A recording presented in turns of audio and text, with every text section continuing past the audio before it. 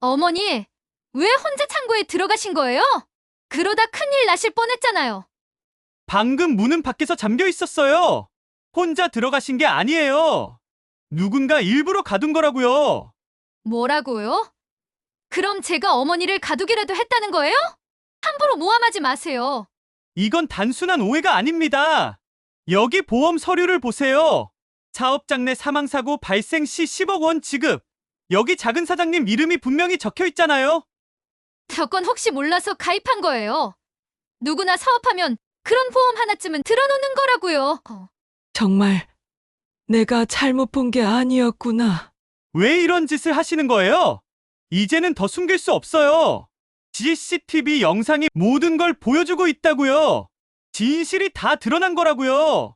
서울 종로의 좁은 골목 한복판에서 한 끼의 따뜻한 국물로 수많은 사람들의 배를 채워주던 설렁탕집.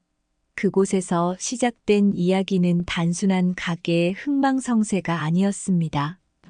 40년을 지켜온 전통과 한 가정의 굴곡진 운명이 얽히면서 믿었던 가족의 배신과 예기치 못한 구원의 손길이 교차하게 됩니다. 한순간의 선택이 삶을 송두리째 바꾸어 놓는 장면이 펼쳐질 때 누가 끝까지 남아줄 것인지 묻게 됩니다. 이 이야기를 끝까지 지켜보신다면 눈물과 분노, 그리고 다시 피어나는 희망을 함께 느끼실 수 있을 것입니다. 오늘의 이야기를 놓치지 않으려면 구독과 좋아요, 알림 설정 꼭 부탁드립니다. 그리고 지금 이 사연을 어디에서 듣고 계시는지 댓글로 알려주세요. 앞으로도 당신의 가슴을 울리는 이야기를 전해드리겠습니다. 서울 종로의 오래된 골목길은 낮이면 장사꾼들의 활기가 넘쳐났습니다. 국밥 냄새와 젓가락 부딪히는 소리가 늘 끊이지 않았고 사람들은 이곳에서 추억을 만들며 하루를 위로받곤 했습니다. 그 중심에는 72세의 영숙 씨가 있었습니다. 젊은 시절 남편과 함께 작은 간판 하나로 시작해 비 오는 날에도 눈 오는 날에도 가게 불은 꺼진 적이 없었습니다. 손님들에게는 따뜻한 국물이 위로였고 영숙 씨에게는 삶의 버팀목이었습니다. 하지만 그 버팀목 옆자리를 지키던 남편은 이미 세상을 떠난 지 오래였습니다. 남편을 잃은 뒤 아들이 그 공백을 메우듯 설렁탕집을 함께 지켜왔습니다. 힘든 시절에도 모자는 서로에게 큰 힘이 되어 주었고 종로 골목의 사람들도 그들의 끈끈한 정을 잘 알고 있었습니다. 하지만 갑작스러운 교통사고로 아들은 세상을 떠나고 말았습니다. 상실은 몸을 가눌 수 없을 만큼 깊었습니다. 무너지는 가슴을 부여잡으며 남은 삶을 어떻게 이어가야 할지 막막하기만 했습니다. 그때 함께 곁을 지킨 이는 며느리 선영 씨였습니다. 아직 젊은 나이에 혼자가 된 선영 씨는 시어머니를 돕겠다며 곁을 지켰습니다. 39세의 나이로 인생에 많은 길이 열려 있었지만 가족을 지켜야 한다는 책임감으로 설렁탕집을 운영하기 시작했습니다. 매일 새벽부터 국물을 고우며 낮에는 손님을 맞이하고 밤에는 가게 뒷정리를 이어갔습니다. 주변 사람들에게는 참된 며느리라 불렸습니다. 그러나 선영 씨의 마음속에는 언제까지고 한 가게에 묶여 살 수 없다는 불안과 욕망이 동시에 자리 잡고 있었습니다. 대대로 지켜온 작은 공간에서 벗어나 더 큰 세상을 향해 나아가고 싶다는 열망이 불쑥불쑥 고개를 들었습니다.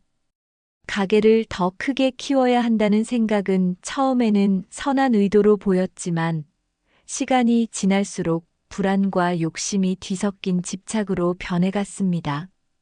설렁탕집에는 또 다른 인물이 있었습니다.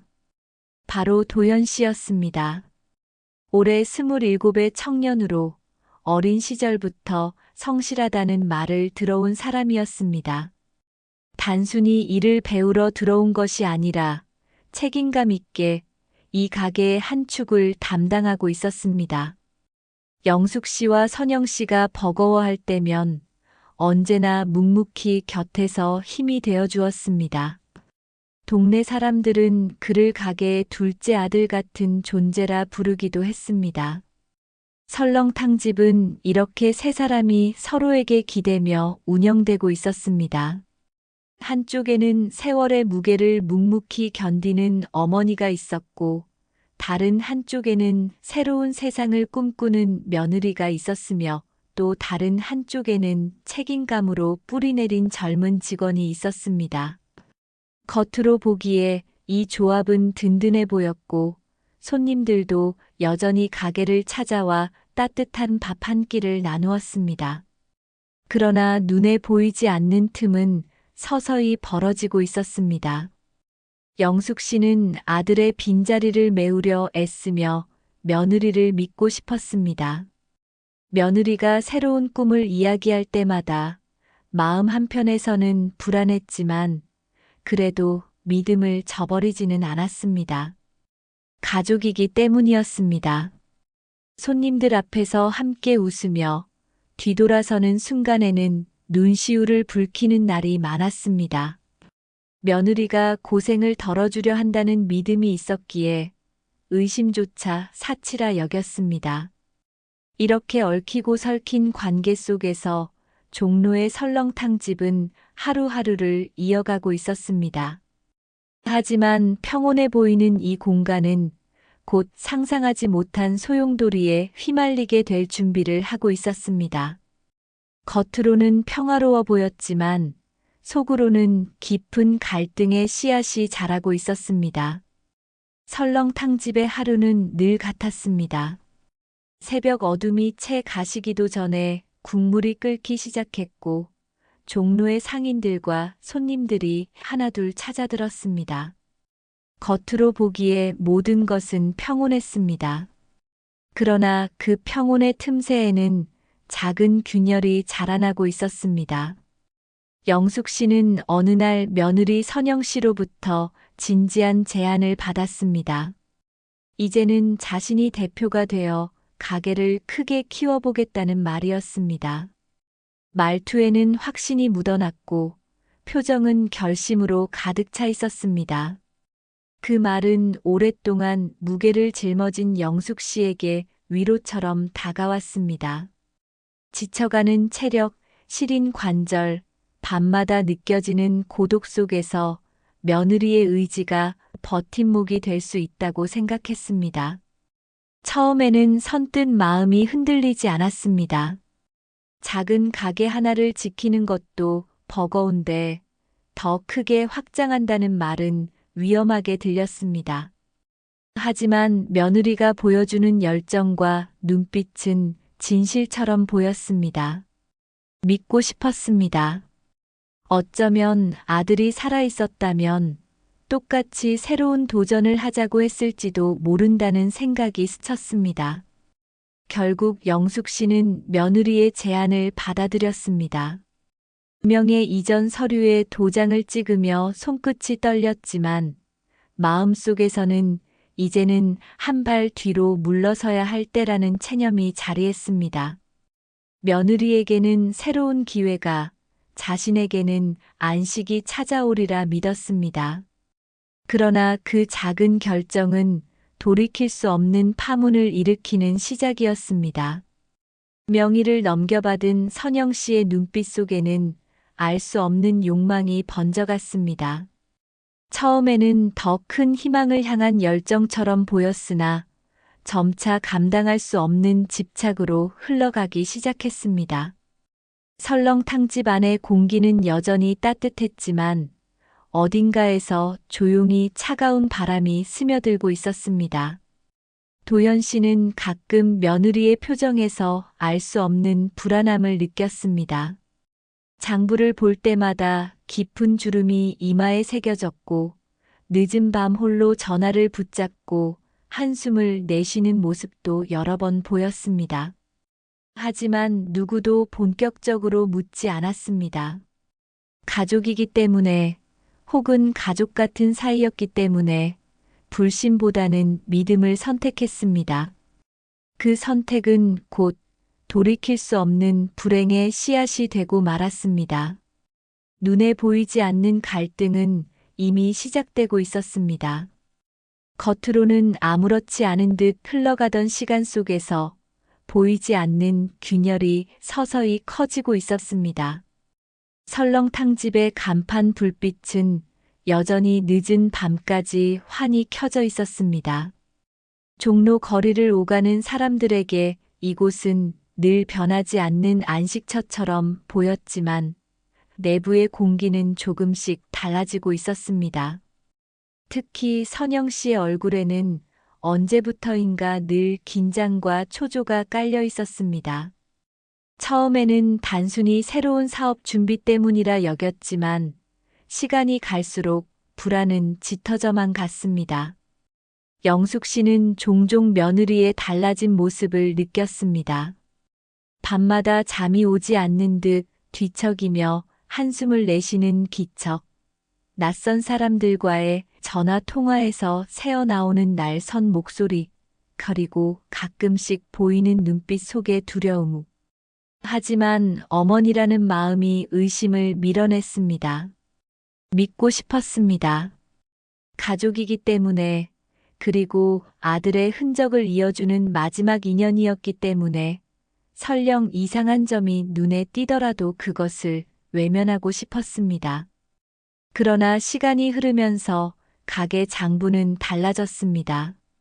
수입과 지출이 맞지 않았고 늘 여유롭던 장사는 점점 구멍이 생기기 시작했습니다. 평소 꼼꼼하게 장부를 챙기던 영숙 씨는 이상함을 느꼈습니다. 하지만 묻는 순간 며느리의 얼굴은 차갑게 굳어졌습니다.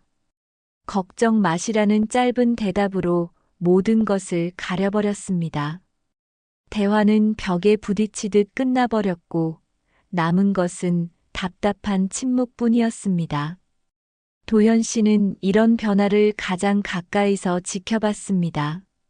며느리가 종종 외부 사람들과 만나고 들어올 때마다 표정이 굳어져 있었고 손에 쥔 종이 뭉치는 쉽게 보여주려 하지 않았습니다. 식자재 주문이 늦어지거나 평소보다 값싼 재료를 들여오는 일도 잦아졌습니다. 성실했던 운영 방식이 어느새 흔들리고 있음을 그는 누구보다 잘 알고 있었습니다. 그러나 직원의 위치에서 선뜻 나설 수는 없었습니다. 그저 마음 한켠의 불안함만 커져갔습니다. 영숙 씨는 점점 혼란스러워졌습니다. 아들을 잃은 뒤 남은 유일한 가족을 의심한다는 것은 스스로를 부정하는 것과 같았습니다. 하지만 의심을 거두려 할수록 며느리의 행동은 더욱 알 수 없는 방향으로 흘러갔습니다. 무언가 커다란 비밀을 감추고 있는 듯한 기묘한 기류가 가게 안에 번져갔습니다. 어느 날 밤 선영 씨는 결국 속마음을 드러냈습니다.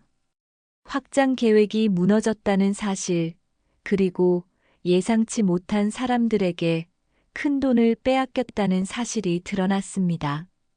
영숙 씨의 가슴은 무너지는 듯 했습니다. 아들이 떠난 뒤 간신히 버텨온 삶의 터전이 또다시 흔들리고 있었습니다.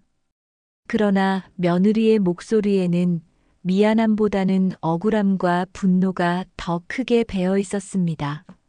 누구도 나를 이해하지 못한다는 절망적인 말투는 더욱 불길하게 들렸습니다. 그날 이후 집 안과 가게에는 무겁고 서늘한 공기가 감돌았습니다. 종로의 골목은 여전히 북적였지만 그 북적임조차 설렁탕집 안으로 들어오지 못하는 듯 했습니다. 손님 앞에서는 여전히 웃음을 지었지만 문이 닫히는 순간 어두운 그림자가 드리워졌습니다. 불안은 점점 커지고 갈등은 눈에 띄지 않게 깊어지고 있었습니다. 아무도 모르게 무너지는 소리는 이미 시작되고 있었습니다. 며느리의 욕망과 좌절, 시어머니의 믿음과 두려움, 그리고 직원의 불안한 시선이 서로 얽히며 갈등의 불씨는 이제 타오를 준비를 하고 있었습니다. 설렁탕집의 문은 여전히 규칙적으로 열리고 닫혔습니다. 손님들은 변함없는 국물 맛에 고개를 끄덕였고, 종로의 바쁜 사람들은 잠시 발걸음을 멈추어 그 따뜻함에 기대고 갔습니다. 겉보기에는 평온했습니다. 그러나 내부에서는 점점 더 깊어지는 긴장이 쌓여가고 있었습니다. 선영 씨는 빚에 쫓기며 날마다 표정이 바뀌었습니다. 장부는 손댈 수 없을 만큼 뒤엉켰고, 돈을 돌려막기 하듯 이리저리 쓴 흔적이 곳곳에 남아 있었습니다. 전화를 받을 때마다 목소리가 떨렸고, 누군가의 협박에 가까운 말들이 수화기를 통해 흘러들어왔습니다. 종종 손에 쥔 봉투를 꽉 움켜쥐고 방으로 들어가 문을 잠그는 모습은 더 이상 숨길 수 없는 불안의 증거였습니다. 영숙 씨는 그런 며느리의 모습을 보며 갈피를 잡지 못했습니다. 믿음을 지키려는 마음과 동시에 치밀어 오르는 의심이 서로 충돌했습니다. 아들의 빈자리를 대신해주던 며느리였기에 함부로 나무랄 수 없었지만 어느 순간부터는 함께 있기가 버거워졌습니다. 차갑게 얼어붙은 눈빛 속에서 익숙한 온기를 찾을 수 없었기 때문입니다. 도현 씨는 그 변화를 더 날카롭게 감지했습니다.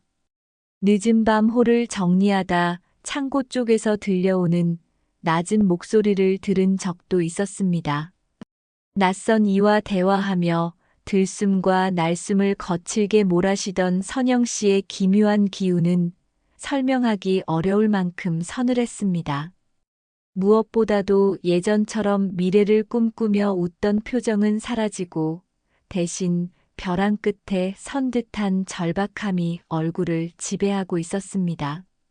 그러던 어느 날 충격적인 사실이 드러났습니다. 선영 씨가 설렁탕집 명의로 거액의 대출을 받았다는 것이었습니다. 그 사실은 은행의 전화로 알게 되었고, 영숙 씨는 수화기를 붙잡은 채 손끝이 얼어붙는 듯 했습니다. 40년 동안 흘린 땀과 눈물이 한순간에 무너질 수 있다는 두려움이 몰려왔습니다. 집 안 공기는 날카로운 침묵으로 가득 찼습니다. 선영 씨는 오히려 억울하다는 표정을 지으며 모든 것이 잘못된 사람들 탓이라고 항변했습니다. 그러나 차갑게 식은 현실은 그 항변을 받아주지 않았습니다. 돈은 이미 사라졌고 빚은 눈앞의 현실이었습니다. 영숙 씨는 갈수록 지쳐갔습니다. 믿고 싶다는 마음은 여전히 남아 있었지만 눈앞의 상황은 도무지 믿음을 허락하지 않았습니다. 하루하루 몸이 무너져가는 듯했고 가게는 더 이상 예전처럼 든든한 버팀목이 되지 못했습니다. 도현 씨는 이 와중에도 묵묵히 자리를 지켰습니다. 그러나 그의 눈에도 두려움은 번져갔습니다. 두 사람 사이의 갈등이 단순히 가족 문제로 끝나지 않을 것이라는 예감이 강하게 스며들었습니다. 매일같이 설렁탕 냄새가 퍼지는 따뜻한 공간이었지만 그 안에서 점점 더 차가운 그림자가 드리워지고 있었습니다. 불길한 예감은 이제 현실이 될 준비를 하고 있었습니다. 단순한 갈등은 이미 넘어서 벼랑 끝으로 몰리는 상황이 되어가고 있었습니다. 서울 종로의 골목은 여전히 붉은 네온 사인과 사람들의 발걸음으로 가득 차 있었습니다. 그러나 설렁탕집 안은 차갑게 얼어붙은 듯 무거운 공기가 감돌았습니다. 국물 냄새조차 위로가 되지 못하는 시간들이 이어졌습니다. 평소처럼 손님들은 따뜻한 한 끼를 위해 자리를 채웠지만 주방과 홀 사이에서는 보이지 않는 긴장이 팽팽하게 늘어나 있었습니다. 선영 씨는 점점 벼랑 끝으로 몰려갔습니다. 빛 독촉은 날이 갈수록 거칠어졌고 전화기 너머의 목소리는 이제 더 이상 협상의 여지를 두지 않았습니다. 가게의 매출로는 감당할 수 없는 금액이었고 그녀의 표정은 날마다 붉게 상기되었다가 이내 창백하게 식어버리곤 했습니다. 누구와 마주 앉아도 시선은 허공을 맴돌았고 손끝은 끊임없이 떨렸습니다. 불면증처럼 밤마다 잠을 이루지 못했고 눈 밑의 그늘은 더 짙어져만 갔습니다. 영숙 씨는 이런 며느리의 몰락을 바라보며 속이 찢어지는 듯 했습니다. 믿음과 의심 사이에서 갈팡질팡하던 마음은 이제 흔들림보다 두려움이 더 크게 자리했습니다. 혹시라도 며느리가 감당하지 못할 선택을 하게 되지 않을까, 혹은 가게마저 송두리째 잃어버리게 되지 않을까 하는 불안은 하루 종일 머릿속을 떠나지 않았습니다. 하지만 정작 입을 열어 단단히 다그칠 용기는 나오지 않았습니다. 며느리를 향한 연민과 애증이 복잡하게 얽혀 있었기 때문이었습니다. 도현 씨는 그 긴장을 누구보다 가까이에서 체감했습니다. 홀에서 손님들을 맞이하다가도 주방 쪽에서 들려오는 날 대화 소리에 고개가 절로 돌아갔습니다. 눈길을 주지 않으려 해도 귀는 닫히지 않았습니다. 몇 번이고 며느리가 시어머니에게 날카롭게 말하는 소리를 들었고 그때마다 공기는 송곳처럼 날카로워졌습니다. 두 사람 사이의 거리는 가족이라 부르기에는 너무 멀고 남이라 하기에는 너무 가까운 애매한 벽에 막혀 있었습니다. 어느 저녁 마침내 사건의 전조가 드러났습니다. 선영 씨는 홀로 가게의 냉동창고 문 앞에 서서 한참을 머물렀습니다. 아무도 모르게 주머니에서 열쇠를 꺼내 들고 문을 열었다가 닫기를 반복했습니다. 차갑게 뿜어져 나오는 공기 속에서 그녀의 얼굴은 낯설 만큼 단호했습니다. 그 순간을 우연히 멀리서 목격한 도연 씨는 설명할 수 없는 불길함을 느꼈습니다. 그러나 직원의 위치에서 차마 묻지 못하고 발걸음을 돌렸습니다. 그날 밤 영숙 씨는 깊은 피로 속에서도 며느리의 눈빛이 계속 떠올랐습니다. 차갑고 어딘가 낯선 마치 오래 함께한 가족의 눈빛이라고는 믿기 어려운 표정. 마음속에서 작은 경고음이 울렸지만 스스로 그것을 억눌렀습니다. 며느리를 믿지 않는 순간 아들의 기억까지 부정하는 것 같았기 때문입니다. 며느리는 점점 결단을 향해 나아가고 있었습니다. 흔들리던 마음이 오히려 단단히 굳어져 가는 것처럼 보였습니다. 벼랑 끝에서 살아남기 위해서는 이제 무언가 돌이킬 수 없는 선택을 해야 한다는 듯 표정은 점차 날카로워지고 있었습니다. 보험 설계사가 남긴 말, 사업자 명의로 가입된 거액의 보험금이라는 문장이 머릿속을 떠나지 않았습니다. 그 금액은 모든 문제를 단번에 해결할 수 있는 출구처럼 보였습니다. 그러나 그 출구는 동시에 파멸의 문이었습니다. 영숙 씨를 향한 배신이자 가족이라는 이름을 무너뜨리는 가장 어두운 선택이었습니다. 선영 씨의 발걸음은 점점 냉동창고 쪽으로 향하고 있었고 가게 안의 시간은 서서히 긴장으로 옥죄어 오고 있었습니다. 숨막히는 정적 속에서 갈등은 이미 절정으로 치닫고 있었습니다. 이제 더 이상 단순한 오해나 말다툼이 아니었습니다. 삶과 죽음이 갈라질 수 있는 위기 앞에 세 사람의 운명은 거대한 소용돌이 속으로 빨려들고 있었습니다. 설렁탕집의 하루는 언제나와 다름없이 시작되었습니다. 주방에서는 커다란 솥에서 육수가 끓어오르고 홀에는 국밥을 기다리는 손님들의 목소리가 퍼졌습니다. 그러나 이 평범한 풍경 뒤에서는 이미 치명적인 함정이 준비되고 있었습니다. 그날 선영 씨는 평소보다 차분한 표정을 지었습니다. 가게에 들어서는 순간부터 행동 하나하나가 기묘하게 느리면서도 확고했습니다. 그녀는 영숙 씨에게 무심한 듯 식자재 정리를 부탁했습니다. 오늘 냉동창고 안쪽 좀 살펴봐 달라는 말이 너무도 자연스러웠기에 아무런 의심이 일어나지 않았습니다. 영숙 씨는 고단한 몸을 이끌고 창고 문을 열었습니다. 순간 뼛속까지 파고드는 차가운 공기가 밀려나왔습니다. 안쪽에는 켜진 불빛조차 희미했고 쇠 선반에는 서리가 얇게 내려앉아 있었습니다. 잠시 발걸음을 멈춘 순간 뒤에서 묵직한 철문이 닫히는 소리가 울려 퍼졌습니다. 둔탁한 철컥 소리와 함께 차갑고 무거운 정적이 창고를 덮쳤습니다. 처음에는 잠깐의 실수라 생각했습니다. 그러나 아무리 손잡이를 흔들어도 문은 꿈쩍하지 않았습니다. 두 손바닥은 차갑게 얼어붙은 철판 위에서 붉게 변했고 두드리는 소리는 두꺼운 문에 막혀 허공에 흩어졌습니다. 공기는 점점 더 차가워졌습니다. 숨결은 희뿌연 김이 되어 허공에 흩어지며 이내 사라졌습니다. 심장은 점점 빨라지고 온몸은 떨려왔습니다.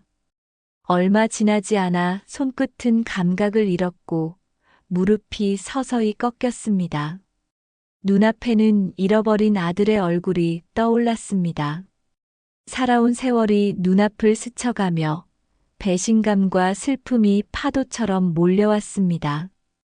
며느리를 믿어야 한다고, 끝까지 붙잡아야 한다고 스스로 다짐했던 순간들이 모두 무너져 내렸습니다.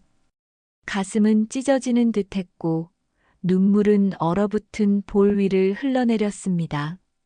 정말 이대로 끝나는가라는 절망이 덮쳐왔습니다. 그때 문 너머에서 희미한 발소리가 다가왔습니다. 도현 씨였습니다. 식자재를 정리하려고 창고 앞을 스치던 그는 문틈 사이로 스며 나오는 냉기를 느끼고 발걸음을 멈추었습니다. 평소와는 다른 무겁고 불길한 차가움이었습니다. 가슴 속에서 알 수 없는 경고음이 울렸습니다. 그는 문 손잡이를 잡아당겼습니다. 그러나 안쪽에서 잠긴 듯 묵직하게 버텼습니다. 망설임은 단 몇 초였습니다. 불길한 예감이 전신을 덮쳤고 그는 온 힘을 다해 문을 흔들었습니다. 차갑고 둔탁한 소리가 가게 안으로 울려 퍼졌습니다.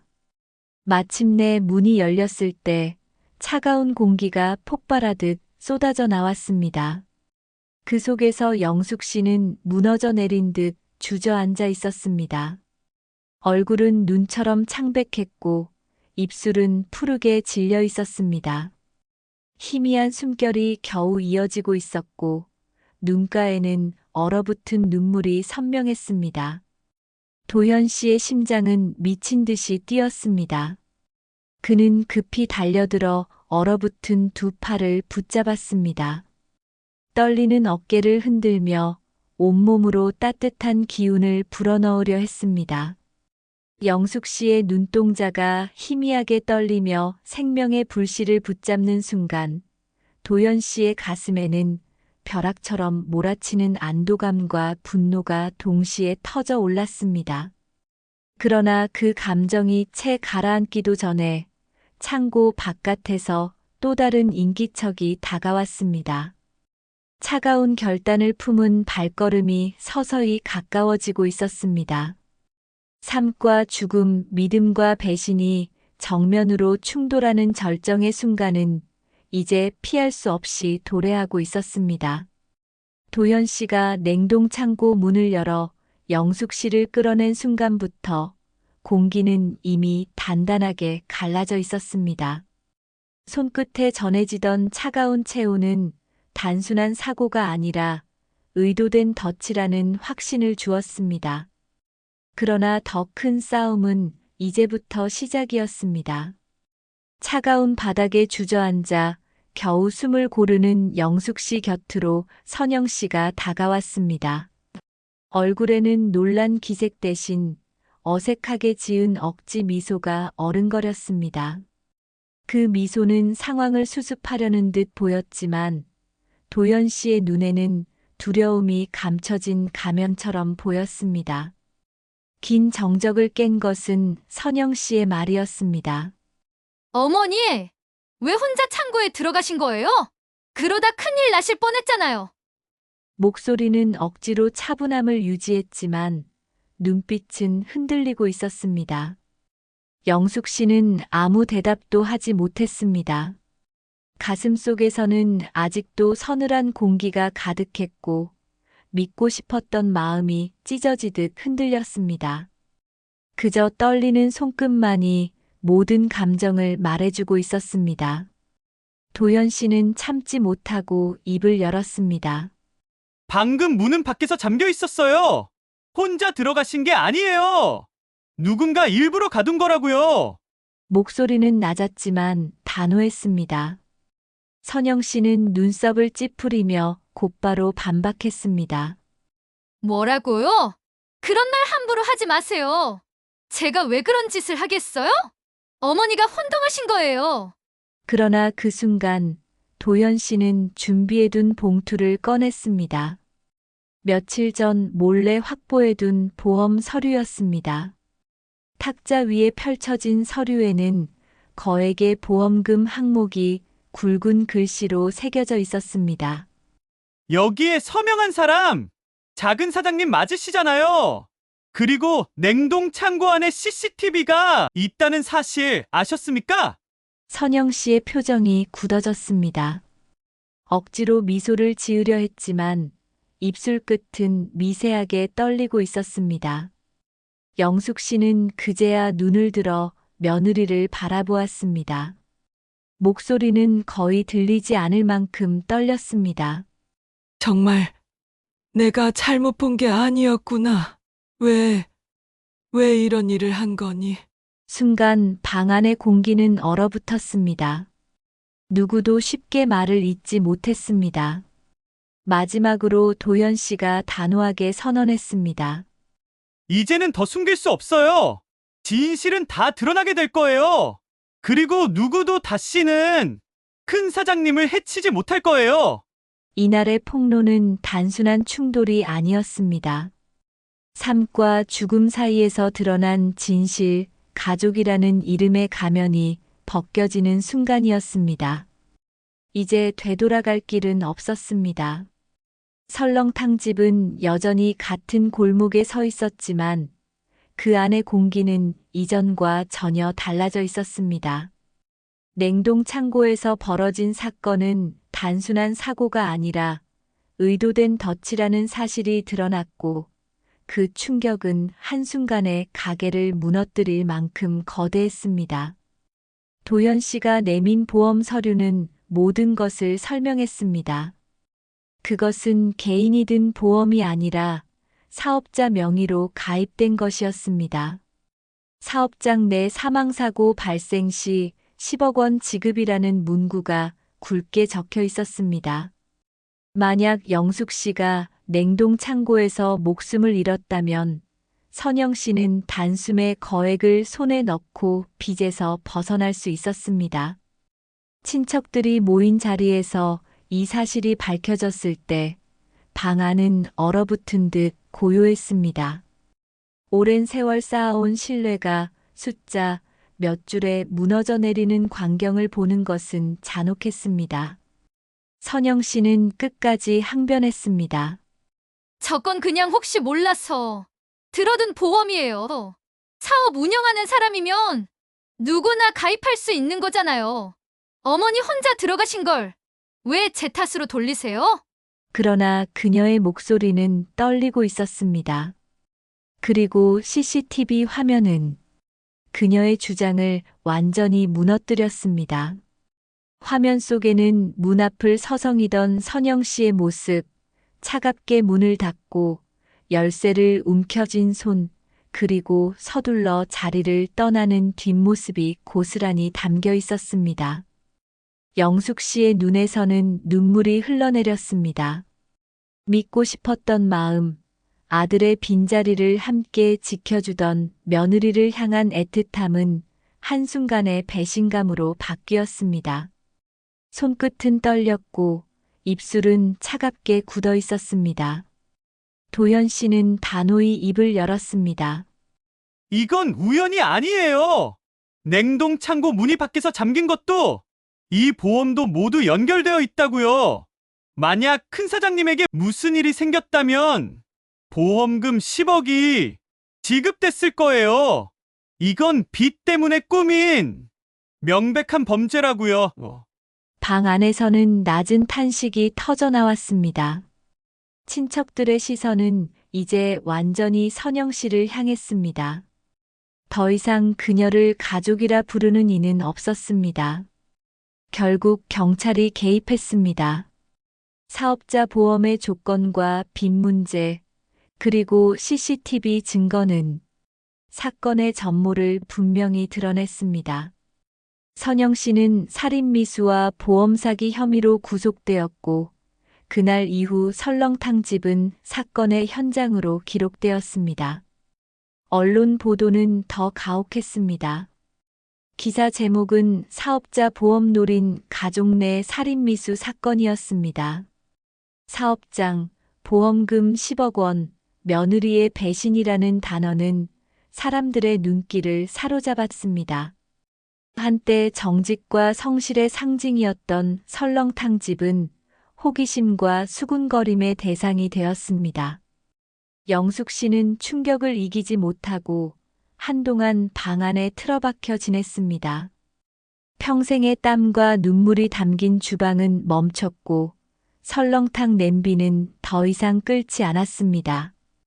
따뜻한 국물로 사람들을 위로하던 공간은 이제 배신과 고통의 상징처럼 서 있었습니다. 그럼에도 불구하고 도현 씨는 자리를 지켰습니다. 그는 매일 가게 문을 열고 홀을 정리했습니다. 먼지가 쌓이지 않도록 부엌을 닦고 의자들을 정돈하며 설렁탕집의 명맥이 완전히 끊기지 않도록 버텼습니다. 그의 마음에는 하나의 다짐이 자리했습니다. 진짜 가족은 피가 아니라 끝까지 곁을 지켜주는 마음이다. 사건은 씻을 수 없는 상처를 남겼습니다. 하지만 동시에 마지막 순간에 손을 잡아주는 존재가 누구인지를 분명히 보여주었습니다. 시간은 흘렀지만 설렁탕집은 여전히 깊은 상처 속에 잠겨 있었습니다. 언론의 관심은 서서히 사라졌지만 사람들의 기억은 쉽게 지워지지 않았습니다. 한때 따뜻한 국물 냄새로 가득 차 있던 종로의 작은 가게는 배신과 충격의 상징으로 오랫동안 회자되었습니다. 선영 씨는 결국 법정에서 유죄 판결을 받았습니다. 살인미수와 보험 사기 혐의가 모두 인정되었고 징역형이 선고되었습니다. 방청석에 앉아있던 친척들의 눈빛은 더 이상 연민이 아니라 냉정한 단절이었습니다. 그녀는 마지막 순간까지 억울함을 외쳤지만 그 목소리는 이제 누구에게도 닿지 않았습니다. 재판이 끝난 날 영숙 씨는 법원 앞에서 천천히 하늘을 올려다보았습니다. 긴 세월 동안 쌓아온 믿음과 사랑이 산산조각 난 뒤에도 여전히 무겁게 가슴을 짓누르는 건 며느리를 향한 배신감이 아니라 왜 끝까지 믿으려 했는가라는 자기 질문이었습니다. 눈물이 흘러내렸지만 이번 눈물은 단순한 슬픔이 아니라 삶의 무게를 받아들이는 해방 같은 눈물이었습니다. 가게는 한동안 문이 닫혀 있었습니다. 주방의 솥은 멈추었고 불빛도 꺼진 채로 먼지만 쌓여갔습니다. 그러나 도현 씨는 포기하지 않았습니다. 그는 다시 불을 켜고 다시 냄비를 닦으며 다시 테이블을 정리했습니다. 언젠가 이 공간이 단순한 사건의 현장이 아니라 사람들을 위로하는 장소로 돌아오기를 바랐습니다. 영숙 씨는 서서히 마음을 다잡기 시작했습니다. 눈앞에 남은 것은 배신이 아니라 끝까지 곁을 지켜준 한 사람의 진심이었습니다. 아들이 떠난 후 붙잡았던 며느리의 손은 자신을 깊이 상처 입혔지만 대신 도현 씨의 손이 곁을 지켰습니다. 그 사실은 너무도 분명했습니다. 그녀는 어느 날 아직 어색하게 정리된 홀을 바라보며 조용히 속으로 다짐했습니다. 가족은 피로 이어지는 것이 아니다. 마지막 순간에 곁에 서서 지켜주는 마음, 그것이 진짜 가족이다. 이 이야기는 단순한 배신과 범죄의 기록이 아닙니다. 결국 끝까지 곁을 지킨 마음이 무엇인지, 우리가 진짜 가족이라 부를 수 있는 존재는 누구인지 묻고 있습니다. 여러분은 어떻게 생각하시나요? 진짜 가족이란 무엇이라 생각하시나요? 댓글로 의견을 남겨주세요. 오늘도 끝까지 함께 해주셔서 감사합니다. 앞으로도 잊히지 않을 이야기를 전해드리겠습니다. 구독과 좋아요, 알림 설정 부탁드립니다. 다음 이야기를 준비하겠습니다.